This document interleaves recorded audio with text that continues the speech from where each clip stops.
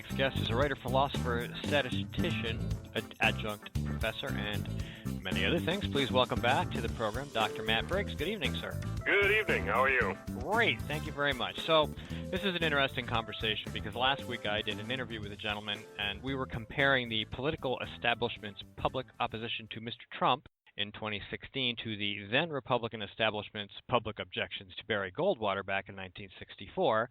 And lo and behold, this week you've written something about Mr. Trump's reported polling numbers compared to those of Mr. Reagan, who of course supported Mr. Goldwater in his iconic speech, A Time to Choose. So it's quite clear that Mr. Trump is neither a Goldwater nor a Reagan, but you have uncovered some meaningful similarities, not just in how the media is treating them, but in how the polling has turned out. Can you explain that? That's exactly, your point is exactly right. Trump is not Reagan, he's not Goldwater, he's not a ideological conservative. So there's no analogs as far as that goes. But the analogs I was talking about in the 1980 election, which had Carter against Reagan, were in the fact that the press at the time treated Reagan as a pariah. He was a dangerous cowboy with his finger on the nuclear button. He was an idiot. He was a fool. He was somebody you couldn't trust. He was a racist. He was all these terrible things. They painted him in the most desperate, dire terms. And they made everybody shy about admitting that they would like Reagan. It was so bad that after the Republican convention, John Anderson, who was one of the Republican candidates who lost to Reagan in the primaries, became a never Reagan person and launched an independent bid for the presidency. So he was also in this race, and not unlike this year where we have Gary Johnson running as a libertarian, not quite as a never Trump, but as an alternative to Hillary or Trump. So the thing was that leading up to the election, about a month before the election, the polls had Reagan about 4 points down from Trump. I'm sorry. I'm getting so confused about all these things. Reagan was down about 4 points down from Carter. And there was about a 7-8% chance for 7-8% support for Anderson. Well, those polls did tighten by the end of the race, and the polls right before the election, immediately before the election, they had Reagan ahead, about 47 to 44, winning the election. But the eventual tallies had Reagan at 51%, much higher. This is an 8-point swing. So there was some of these people, many people, who were just not embarrassed to admit that they liked Reagan, but they were cowed. They were, pressured into not saying anything. And there was a lot of support, a lot of hidden support for Reagan that was out there. And you could tell that by the large number of undecideds or people who just weren't saying anything. And we're seeing exactly the same sort of phenomena with Trump. There's a lot of people. There's these never-Trumpers who are in the Republican establishment side. There's, of course, all the social justice warriors of the left who paint Trump in the most vicious terms that you can imagine. To say, that you're for Trump publicly, requires a lot of guts in some quarters. Not everywhere, of course, but in some quarters. I mean, if you're working at a company in New York or San Francisco or Los Angeles, if you're in Hollywood, this kind of thing, people who are Trump supporters are going to tend to keep their mouths shut about this. So I think in the end, right now the polls are very close, depending on which one you look at, of course. I mean, Trump and Clinton are almost in a tie. Clinton maybe on the average is slightly ahead, 2 points or so. But this is the same kind of thing we saw leading up to the 1980 election. I think we're going to see the same sort of thing in this election. I agree. I have made this case frequently on the air and in writing. And I would say that there's obviously a lot of differences here. I mean, you have a sitting president versus, no incumbent. There's a lot of other factors that are involved. But when you talk about the environment, Reagan was the first president I ever voted for, so I'm familiar with, that was the beginning of my political career, sort of, anyway.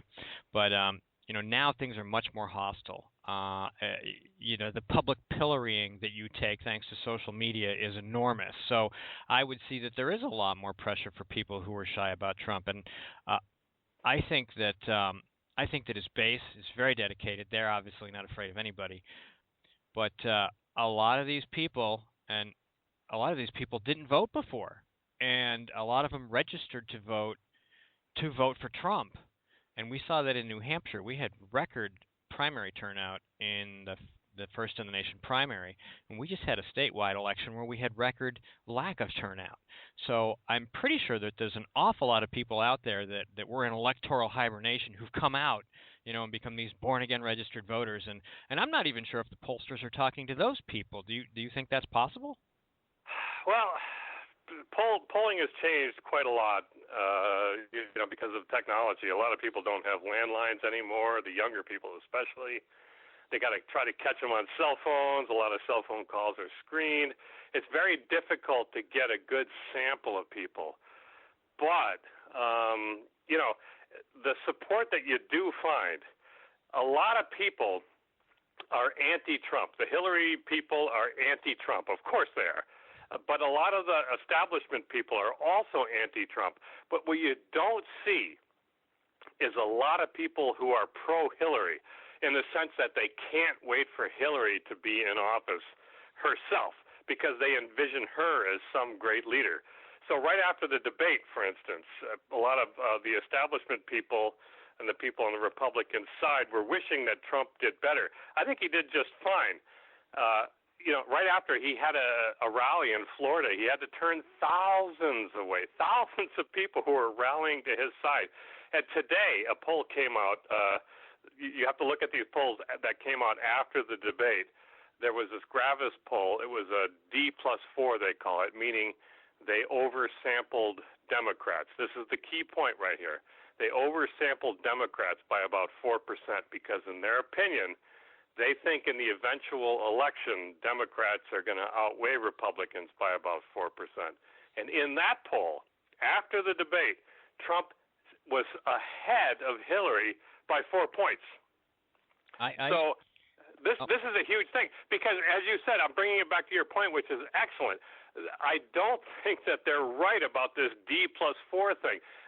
We're not seeing this overwhelming support for Hillary. People are not coming out in droves for her. Her supporters are there, it's true, but the people who are for Trump are many, many more. A lot of new registrations, a lot of Democrats switching parties and so forth. I think his true support is not only because that we have a lot of people being shy about admitting liking Trump, but the polling methods themselves are relying on historical information, which is no longer quite as valid. Trump is not a standard Republican, so no. They can't use the standard methods, but they are. So I think that in the end, we're going to see quite a lot more support for Trump than the polls are saying. You have a section in this article at stream.org where you talk about scientific polls and how there really just aren't anymore. Can you explain that? Yeah, there is no such thing as a scientific poll. You'll hear, this is not a scientific poll and this isn't. No. Every poll is an accurate, presuming nobody's lying or something like this or a miscalculation. But every poll is an accurate sample of the people who look like the people who were polled. And that's as simple as that. Every poll, so if you're going to, say, Fox News, they'll have one poll. If you go to CNN, they'll have another. And there'll be a disparate, difference because of the types of people who watch those two different networks. Well, all of that is fine. It tells you something about the types of people that they're sampling. But every poll also is a prediction. We need to treat every poll as a prediction of what the final outcome will be. And in that case, polls are often loaded in favor of Democrats. That's just the way they do these samples and the way it historically has turned out. And there's perhaps good reason for this. Everybody knows that the mainstream media sort of supports Democrats much more than they support Republicans. The media is often, if not the pollsters themselves, they commission these polls, and so the results might be slightly biased in their favor. So we need to not look at what is a scientific poll or non-scientific poll, because all polls are scientific. We need to look at good predictions. And in this case, a lot of people are going to be surprised. The predictions are failing sort of left and right.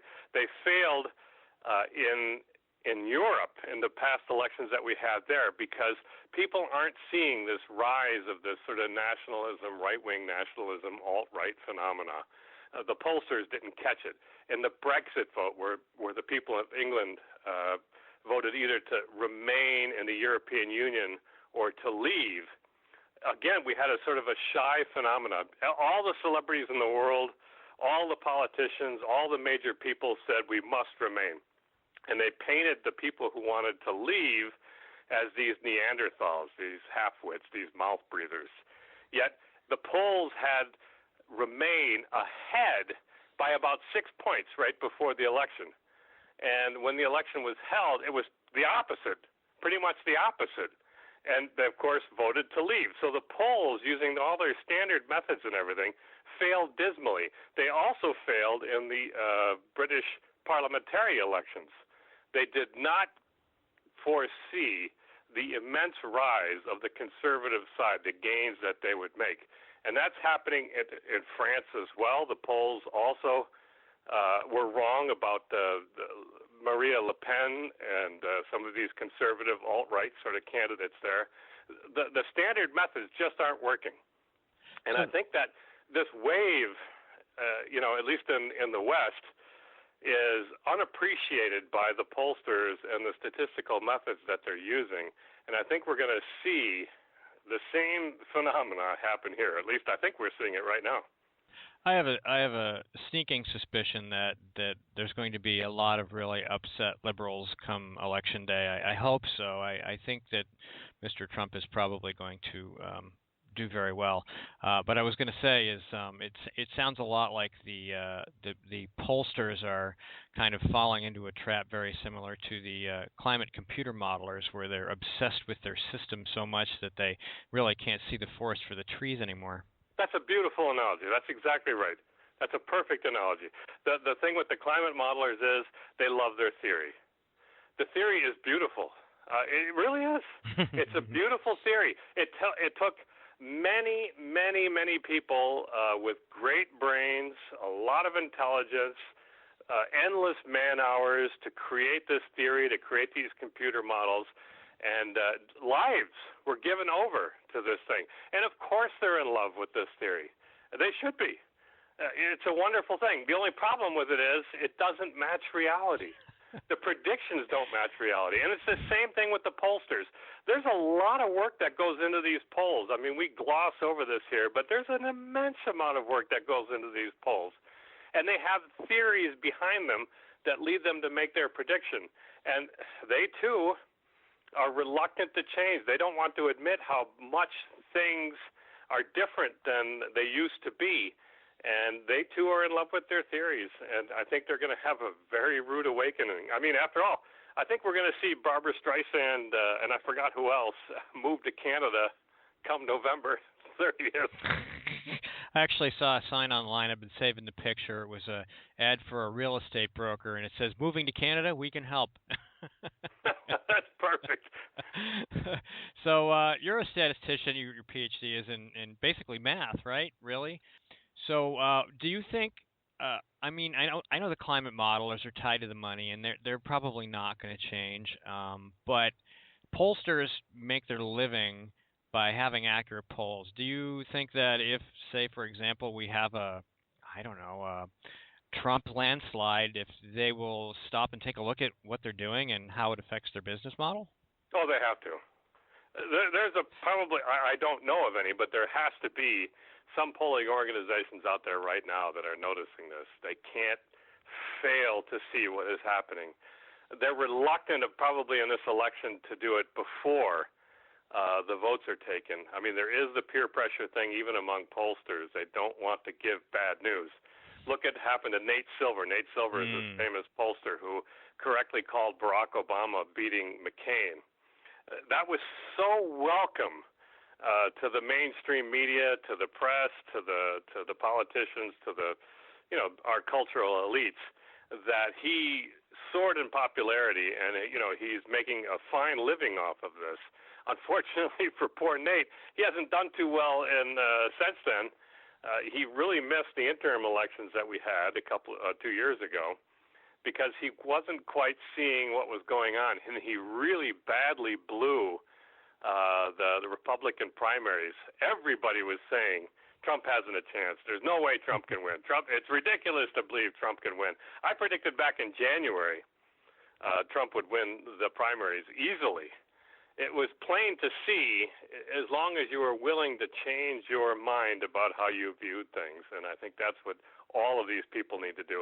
And they will, like you say, they make their living on this. If they don't change, they're going to be in, as we used to say in the military, deep kimchi. They won't be able to continue their livelihoods, unlike climate modelers who rely on the government, and the government doesn't really care too much about reality. So there's a difference. All right, we got about a minute left. Any closing remarks? How people reach you? You have a blog, right? Yep. I do. You can go to stream.org. I have several articles on this there, or my own personal blog, wmbriggs.com. And pay attention to the polls that happen right after the debate. Make sure to look to see when the polls were taken after the debate. We're already seeing one or two come out, and Trump is pushed ahead. So he did better than most people are saying. All right, Matt, thank you for your time. You have a great night. You too. Thank you. All righty, bye-bye. Bye-bye.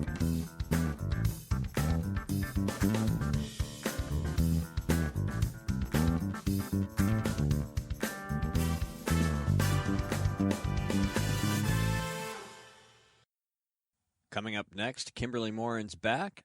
Are we going to talk about guns? I think we might. Hang on and find out. Don't forget to listen to this and past programs on Spreaker, Stitcher, iTunes, TuneIn, iHeartRadio, and Google Play. And, of course, right here at GraniteRock.com. Kimberly Morin, welcome back to the program. We've had a wide variety of topics, always somehow landing on guns, so maybe we're going to talk about that again. The NEA, the New Hampshire Educators Association, is having a rally, a gun control rally. Oh, there are guns involved. Okay, cool. Well, yeah, it's kind of topic du jour, right? Sure. Something new coming up with the gun control addicts that they just can't stop.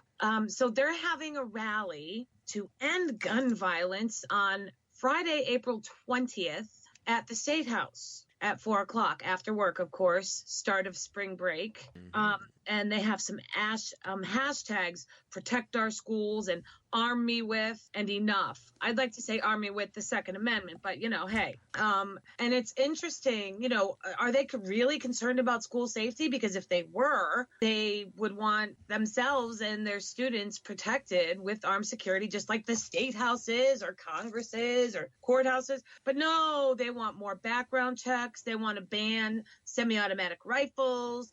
They want to ban high-capacity magazines, and they don't believe teachers should be armed to protect themselves, regardless of if a teacher has training and wants to be. Of course, what else do they want? They want more guidance counselors, more school resource officers, smaller class sizes, social services for families, parent community involvement, and mental health training. So they want more money, more money, more money, more union cash in their pockets. That's interesting because I was just reading, I may have even posted something about cost of public education and how such a huge percentage of it is administrative overhead and so little of it actually goes to teachers, teaching and education and all that junk. And so they're saying they want more of that. They want more of the stuff that has nothing to do with teaching. Or kids. Okay, I just want to make sure I'm clear. Yeah, of course. That's what they always want. They're the teachers' unions are the reason public education has tanked downhill for years.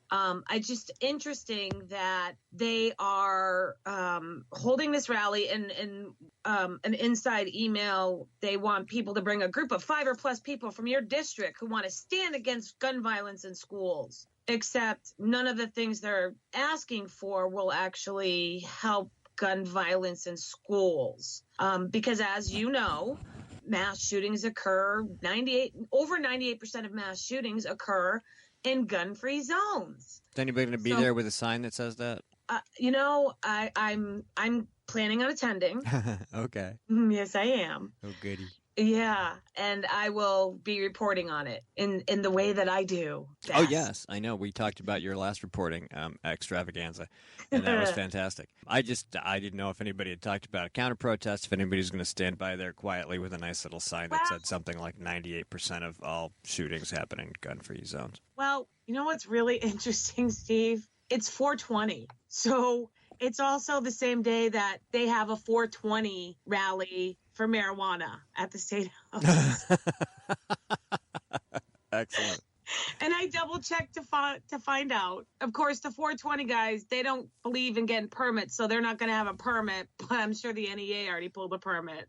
I bet they did. So it'll be extremely interesting. Probably one of the more interesting rallies I'll ever go to. That's a huge selling point for people who aren't there with the NEA. I got to tell you. I mean, think about it. You're going to have a bunch of, well, we'll call them stoners for lack of a better term, hanging out in the same space as a bunch of anti-gun zealots. What could go wrong? I can only imagine. I'm going to get there even earlier than I originally planned just so I can get a good seat. Oh, my God. That's so priceless. Yeah. I found that out today. I'm like, wait a minute, 420.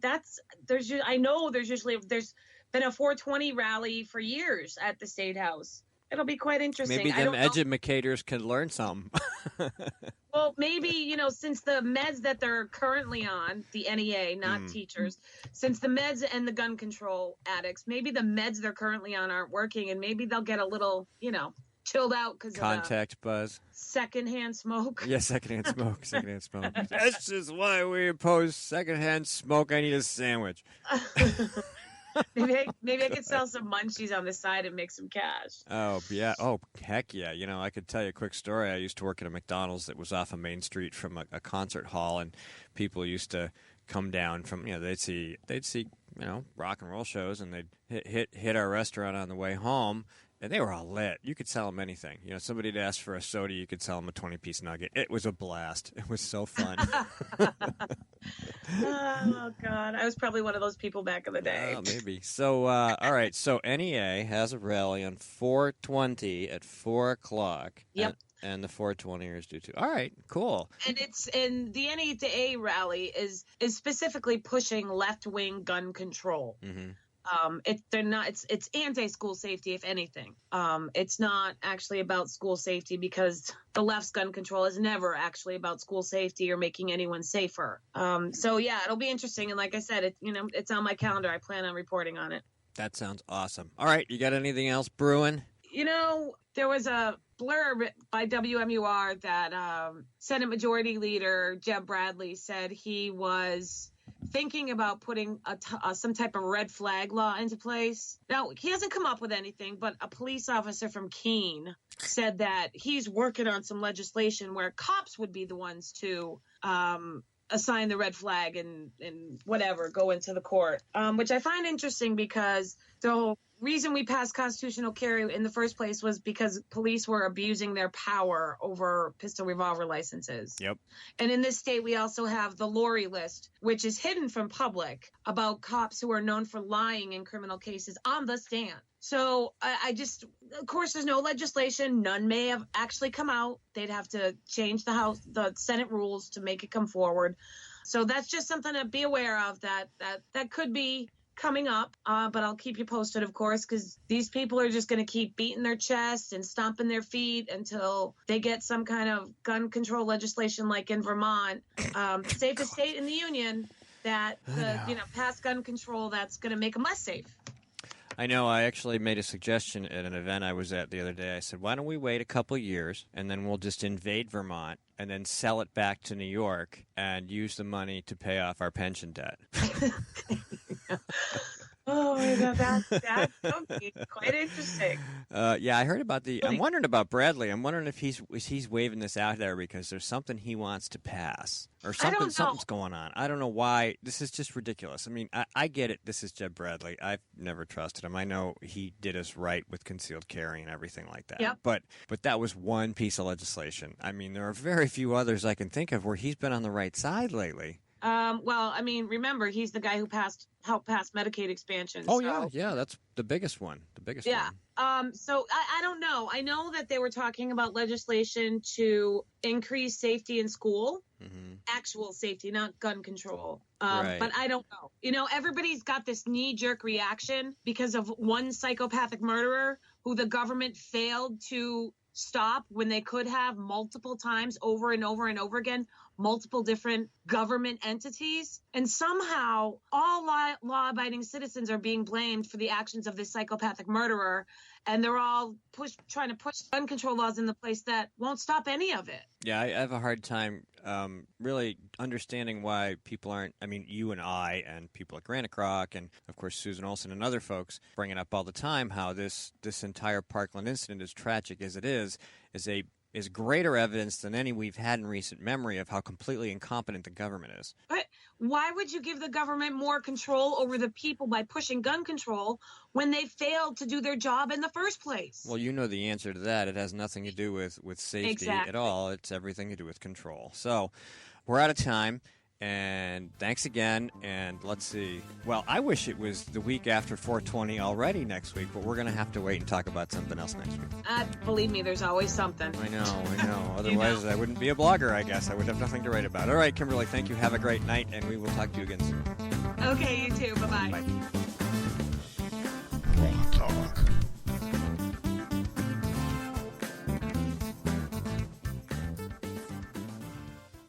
Susan Olsen is up next with what might be the final installment in the tale of SP 500. Hang on. We'll be right back. You're a madman. I come to the right place then.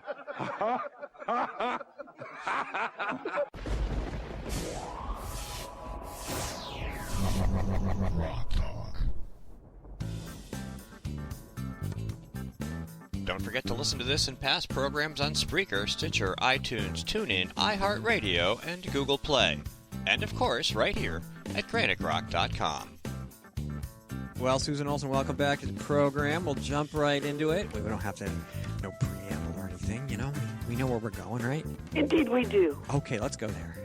Let's go there. Well, today I was back in Fish and Game for a continuation of last week's work session on Senate Bill 500 to conform firearms terminology. And when we last left our players last week, there had been an amendment drafted to the bill as it had come over from the Senate that would have modified. You may recall in the bill there is a carve-out in Fish and Game statutes, a carve-out for people engaged in agriculture or farming to carry a loaded rifle or shotgun on a moving vehicle in the course of protecting their crops or livestock, as long as they don't cross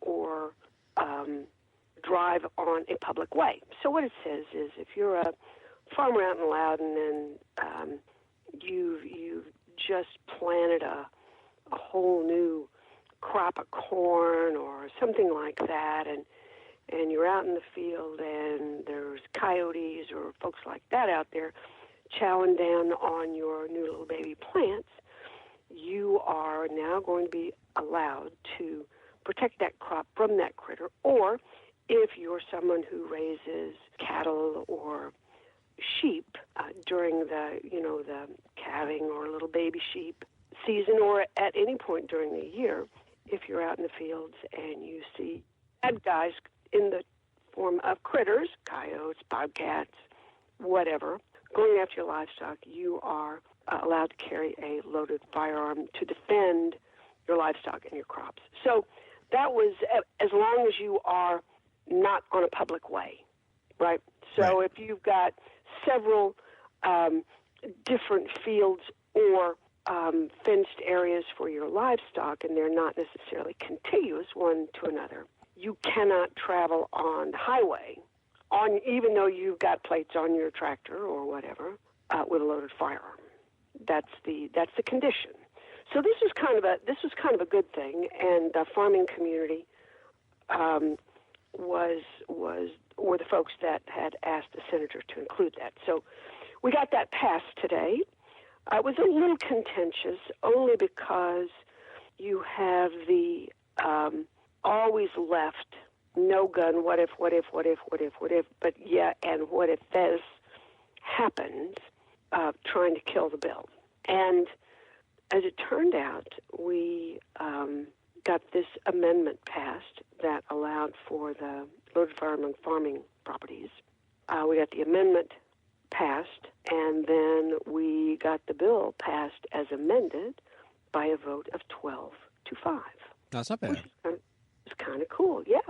So now it moves on to the full House for a vote, I would presume next week. Now, because this is an amended Senate bill, you understand that it's going to have to go to a committee of conference. So there's another bill that had left the House and had headed to the Senate, and I believe I don't know if the Senate's heard it or not. I apologize. House Bill 1313 that allowed for loaded guns on snowmobiles and ATVs. Don't know where that's going to happen in the Senate, but passed the House, and that was one of the arguments that was made today is, my goodness gracious, that passed the House. How would you not let a farmer protect his crops? So there's some cognitive dissonance in the House. Surprise, surprise. But all in all, it went well, and Chairman Webb, I will say, did a great job of keeping the Fish and Game folks on target. And I don't mean that as a pun.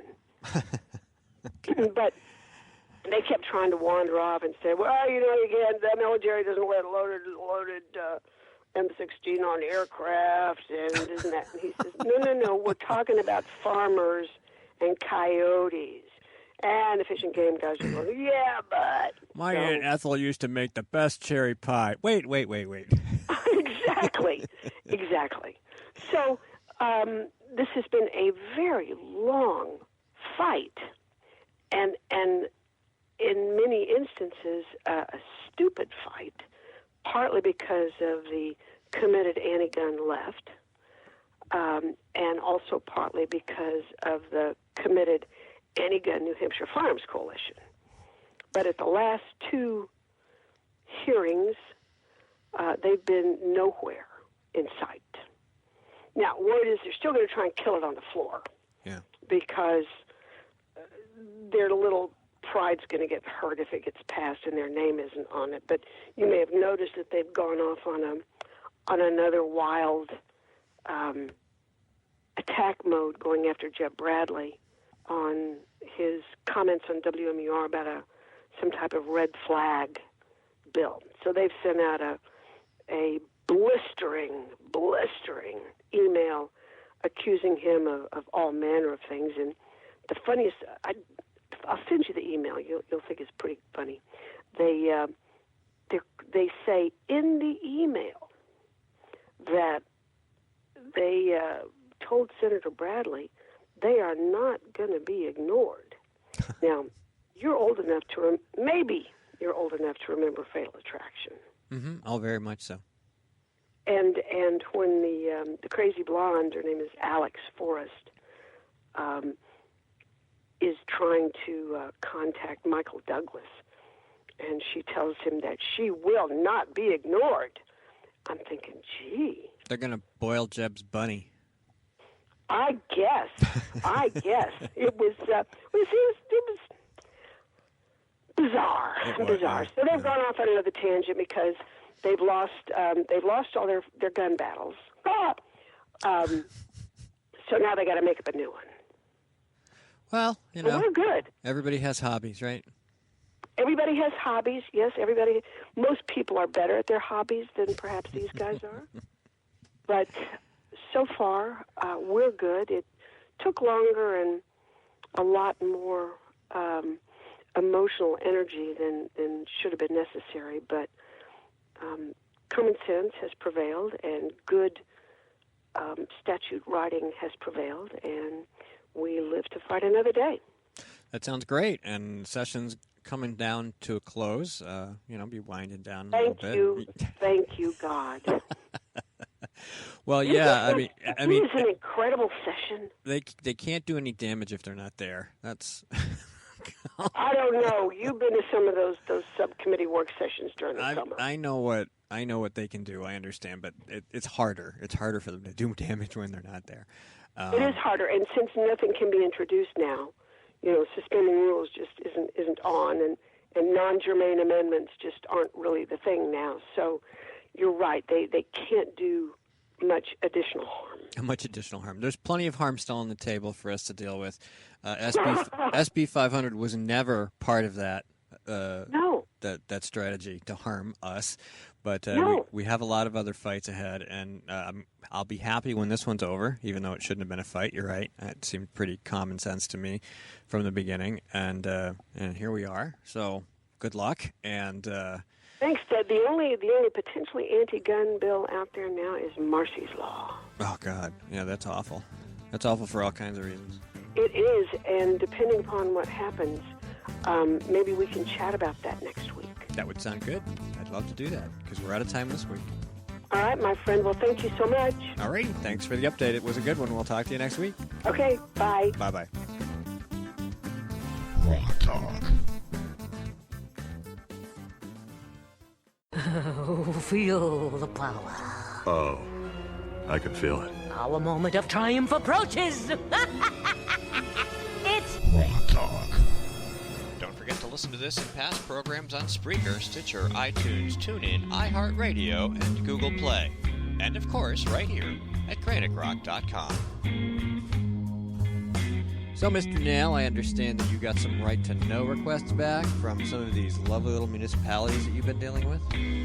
Right now I have one, and it's from the Newberry Selectmen, and they were in favor of a bond that was for a fire station, I think it was, in the town of Newberry. And they were so much in favor of that bond that they decided to mail every household in that municipality a flyer in support of the bond. And it says in several locations on the flyer that to support it and to vote for it, which is when the municipality or schools, anything like that, uses public funds to express support for a candidate or an issue that's a violation of, let me see, I might have it right here. Well, that would be U.S. Code 42, 1983. It's a violation of your constitutional rights to have to pay for someone else's opinion. So what we did was somebody emailed me a copy of what was sent out. I looked at it and said, yeah, it's clearly a violation. It's called, sometimes they call it compelled speech or implied consent. So what they're doing is they're saying, well, because the selectmen sent this out, you're implying that everybody in the community is in favor of passing this. So everybody wanted to have this flyer sent out. That's why we're using public funds. It isn't going to be the case. So I think the most famous case that went to the First Court of Appeals is in 1973. It's called Bonner versus Lyons. And it's the part of the case says, plaintiffs, members of the Ad Hoc Parents Committee for Quality Education, alleging violations of their First Amendment and equal protection rights, initiated this action under the U.S. Code to enjoin the defendants, member of the School Committee of the City of Boston, from using the internal distribution system of the city schools to disseminate notices opposing the use of busing to achieve school integration. So it is very similar. The selectmen in the letter, the cover letter, they gave me $5 it cost them to mail this envelope full of stuff. But they said right here, Dear Mr. Nail, we received your request for information under the Right to Know law on Thursday, March 22nd, 2018. Enclosed are the 4 items you requested. Minutes from the 2 meetings this issue was discussed on. 2, agendas from the 2 meetings posted before the meetings. 3, we were able to print out from the postage machine the amount of postage we used to mail out the flyer. There were no printing charges and no envelopes used. It was on one piece of paper we folded in half and addressed. We estimated each piece with copying was 2 cents per page with a total of $21.80. 4, included in the packet is a copy of the checklist for your information. Only one flyer went to each address. So they systematically and categorically admit that, yes, we use town funds to mail out a flyer in support of the bond. Nice. Now, I don't know. I can't believe that a town as old as Newbury, with a town administrator or a town manager as old as has been there as long as he has, Dennis, I forget his last name, has made a mistake like this. It should be common knowledge that two selectmen can't say, hey, let's take out an ad in the paper and support the third guy, Jerry, who we like, to run for re-election. You can't do that, and neither can you support the bond. So it's what you're doing is taking public money and getting involved in a political issue. They could send out that same flyer and say, here's reasons we need a new firehouse, and that would be an informational flyer. Once you add the words, please support or vote for, which they did, that throws that out the window. So the resolution for this is found in a 1996 case called Derry Taxpayers versus Derry. And the Derry taxpayers had something like this happen to them. The town sent out a flyer. And in that case, it was afterwards that they initiated the resolution to it. But the court ordered the town or the school to send out a flyer with an opposing opinion. So in this case, the people who were mailed that objected to the flyer could say, well, we'd like to have our opinion sent out at town expense.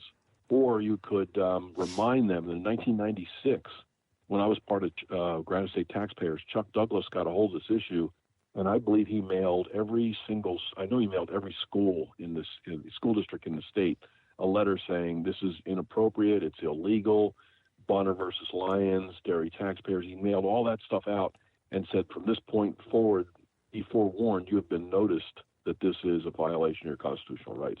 So we didn't have a problem with this for quite some time. It was occasionally somebody would do it at the last minute mistakenly. But these guys, I can't believe these guys didn't know. So this is a long-time serving Board of Selectmen and a long-time administrator of their office. So right now I got some people in Newbury that are interested in it. They sent this to me and they asked me what they should do. So what you can normally do with one of these things is you can send the selectmen, put yourself on the agenda, and go in and see the selectmen and say, hey, here's a copy of this stuff. You guys made a mistake. Here's the court cases. Here's the warning from Chuck Douglas back in 96. There should be some updates from the Municipal Association telling them not to do this. But from this point forward, we'd like you to refrain from getting involved in politics with town money. They could do that. They could go to Superior Court, and I believe a court would, no way would a court say, oh, yeah, this is okay. The court's going to say, all right, fine, we're going to take judicial notice and have a consent decree placed on the town. They've only done this once that I know of, so going to court to try and put a judge to have a judge put a consent decree on them is might be a little overboard. But if you went to see the selectmen, they said, no, we have every right to do this, then you drop the $250 on the court and have a judge do it. They could go in and say, we'd like to have you mail out this flyer for us regarding this issue and educate everybody who got one of these letters would get one from the selectmen saying, we have to, because of the legal situation, we are compelled to send out an opposing opinion at our expense exactly the way we did it. So since they spelled out what they did, that would be an easy remedy. If the Newbury selectmen would like to sit down and lick stamps again, and send out, I don't know how many households there are. They went through, they gave me the checklist, the updated checklist, as the vehicle they used for addresses for everybody. Mm-hmm. So I now have a current checklist from the town of Newbury. I don't know what it's good for me, but it gives everybody, every voter's name and the address. So they would have to go through and say, well, here's, Bill, Susan, Jerry, and Richard all live at this place, and we'll just send them one letter to that household is how they did it to cut the cost. And then say, all right, tit for tat, you sent out our opinion, and that would be the end of it. But they should at least send a letter to the selectmen warning them not to do this again. If they would do it again, then the court would be obliged to say, all right, we're going to put a consent decree on you. The next time you do something like this, it would be like stepping on the judge's toes as opposed to making a couple people in town angry about it. But it's something that taxpayers should pay attention to, because you get school superintendents get all excited about a bond and they'll pull it. And they use emails sometimes, which you would never have access to. So remember, the schools and some towns might have a list of emails for people in the community that you wouldn't you wouldn't have private emails, but they do, and they can send out messages, let's say, that are necessary, like there's a snowstorm and school is canceled or something happened, there's an emergency, and everybody should be notified. So if you wanted to contact everybody with a political message, you couldn't do it unless you went to the school and said, okay, you're going to resend that email with my message on it. So I think Thomas Jefferson was the one that said to compel another to pay for to compel a person to pay for the opinion of another is an abomination, something to that effect. And that's why some people refer to it as compelled speech. All right. Well, that's a great segment. We are out of time. Have fun. Night. You too, Ed. Thanks a lot. Have a great weekend. Bye-bye. Rock Talk. The co-founder of GraniteRock.com, Mr. Skip Murphy, is up next. Let's see what he has for us this week, right after this. Oh, feel the power. Oh, I can feel it. Our moment of triumph approaches. It's Rock Talk. Don't forget to listen to this and past programs on Spreaker, Stitcher, iTunes, TuneIn, iHeartRadio, and Google Play. And of course, right here at GraniteRock.com. Skip Murphy, welcome back. And it's been an interesting week for us, Granite Rock, but those of you who read the site already know about it, and we won't go into it in greater detail here, only that we are hoping that pretty soon things will get a lot better there, and we'll have a new site, and everything will be wonderful. But before we get to that, we have to get to this. Well, this is something that I came across a couple of days ago, and I think that it really does apply from what we're seeing from the Parkland kiddies. And frankly, please note the sarcasm in my voice. But this really goes to the heart of the matter because we at Granite Rock have experienced this both collectively and individually, and I think our listeners ought to listen to this. In the real world, there are times when one simply should not beg, and you'll know these times by the character of your foe. If you're up against the kind of monster who derives pleasure from hearing people plead for mercy, that's when you must not beg. Today's social justice leftists operate very much like that fictional serial killer from Hill Street Blues of years ago that only killed once his victims started pleading for mercy. Their intended victims are people sometimes in the public eye, sometimes average folks, who have written or said things that leftists find offensive. And if they mark you as an enemy, they will use every tool in their arsenal to destroy your life. If you have a job, they will try to get you fired. If you have a reputation, they will try to tarnish it. If you have a business venture, they will try to bankrupt it. If you have an online presence, they will try to get you banned from all platforms. If you've been targeted for destruction by the left for a speech crime, it's not unreasonable to think that an apology can save you. After all, you didn't kill anyone. You didn't actually break any laws, at least not in the U.S. Surely a crime of speech can be remedied by speech, right? If your words gave offense, then your words can make things better. Just apologize profusely and you'll be allowed to go on your way. Nothing could be further from the truth. The reality is the more you apologize, the more the left will come after you. If you show weakness, if you let them smell blood, you're finished.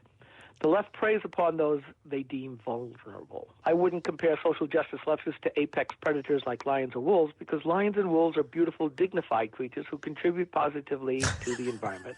Rather, I'd compare them to the head honcho of a prison gang, a hyper-violent, disturbed, semi-retarded thug ruling on an irrelevant world of crap, a worthless human being of no consequence who brings only misery to those around him and who derives pleasure from taking the weak, those who surrender, those who give in, and making them his subservient, well, I'm not going to read the last word. Bitches. Well, you said it. Apologize to a leftist for hurty words, and before you know it, you'll find yourself bent over with a sock stuffed in your mouth. That's the lesson Fox News' Laura Ingraham is learning as we speak. We've seen it here at Granite Rock, where my co-founder said a bad word, and he almost lost everything. Everything that I just read was taken away from him. Almost everything. Pretty much. You have been threatened. I have been threatened. And, you know, it's all just about the politics. We on the right say, we can argue, we can disagree, we can debate, we can talk. I'm not going to get you in trouble for the most part, unless you're doing something really wrong against the law. But the left has no compunction. They have no morals. They only wish to hurt. They only wish to silence. They want you out in the gutter. They would laugh if you died because of their actions. You know, just look at the the head of Mozilla a few years ago, simply for giving money to, I want to say Option 8, but whatever it was out in California, which tried to overrule gay marriage. He was thrown out of his he'd been the CTO, Chief Technical Officer, for years at Mozilla. He became the CEO, and when that came out a month later, he was fired. And as far as I know, he still doesn't have work. 5-6 years later, they destroyed him. They destroyed his reputation. They destroyed his life. They destroyed his economic worth. They split his family apart, and they just smile. And they didn't even do it to him. They did it so that everybody else would get the message. This is the IRS threat on steroids. Yeah. At least the IRS is supposed to follow a set of procedures before they take everything. The left does it with a gleam in their eye. And, you know, the Franklin kiddies are doing it to Laura Ingraham, and we've watched it play out writ large. If you don't agree with us, we're going to hurt you the best way we can. Now, here's a lady who converted to Catholicism, has adopted several children that I know of were orphans. She's tried to do good. She's a talk show host from the conservative side. Of course she's going to say things that they disagree with. Well, Big Mouth, what was his name? They had David Hogue was whining, and that's the word she used, and that's what a lot of people on the right have said, whining about not getting into the colleges that he wanted to, just couldn't figure out why. She put out a simplistic tweet saying, why is he whining? And he went after her, decided to do the time-honored way that Media Matters and the other big leftist groups behind these kids have used for years, which is let's organize a boycott. Let's get her advertisers off her show and ruin her. And they've been successful in a number of cases in the past of doing this. Fox News has said, no, that's not happening now. But they've tried it to Hannity. They've tried it to several of the folks. They tried it to Rush. On Fox. They tried it to Rush. I mean, they cannot stand dissent. They cannot stand anybody holding an opinion other than themselves. This is what really, really disturbs me about the left, because we have these kids, and they're talking about denying constitutional rights of self-defense because they think they can, and the Democrats are all like, rah, rah, rah, let's do this. And like I wrote a couple days ago, I said, you've heard them talk about free speech. You've heard them say they don't like speech that they object to. You've heard them not reject violence against speech they object to. How long do you think it'll take before they come after your speech? Because they're going to come after it. If they can come after your guns, they're not going to stop. They're just going to keep doing it. No, and they don't care about constitutional values. I've got a page, Progressives in what is the proper role of government, and I've got a number of progressives saying, Constitution, no big deal. It's only a guideline at best. And, you know, the output of old, white, rich Christian slave owners at best. You know, I just look at this. I'm in such a foul mood that this just spoke to me. This is from Taki's magazine, by the way, written by David Cole, and it's perfectly spot on in a description of what the left is today, the left activist. And, you know, David Hogue has got it down pat. Being a drama student, he's quite glib in front of a camera, in front of a microphone. He's honed his skills. He's very well coached. And you know that the left has poured just tons of money shuffling him and his cohorts around the country, getting their message through him out. You know, now he's going after voter ID. He's gone after John McCain. Who's next? Who is this guy? And as I've said before, you know, this 17-year-old is going to probably have a meltdown and a nervous breakdown when the left finally decides he's no better to them now than what Cindy Sheehan is, for those of you who remember who she is. Yeah, I think you're probably right about that. And I know we talked about this either last week or the week before, but at some point there will be a reckoning. His star can't shine on the left for too long, and he's very likely to say something or do something they don't like, and then they're going to treat him just the way he's been treating everybody else. Well, I don't know about that, but they will just cast him to the curb. But the left will continue to do what David Cole writes here. And this is where people on the right who just say, look, we can compromise a little bit. That's what politics is, the art of compromise. Bull crap. I've gotten to the stage where it's like that Emma Gonzalez said, or one of the girls from that school said, if you give us an inch, we're going to take a mile. my golly, who'd she learn that from? As far as, gun confiscation. There is no end. If you give them anything, they want more. The only thing that we can do on the right, and as hard of a message as this might be for some to think of, is to say no. And for me, you know that I mean this, Steve, hell no. That's right. Because I seldom use a curse word. But I've gotten to the point where, no. And I'm watching it happen here in Guilford. Yes, it was due to elections, but I know the tactics that were used behind the election and in the campaign, and I see what's going to happen on the BudCom coming up this year. Gosh, I may move out because they're going to raise the taxes up beyond what I can afford. Well, we'll end it with that because we're going to run out of time. Thanks a lot. Have a great night. Yeah, and you too. Thanks. Bye-bye. Raw talk.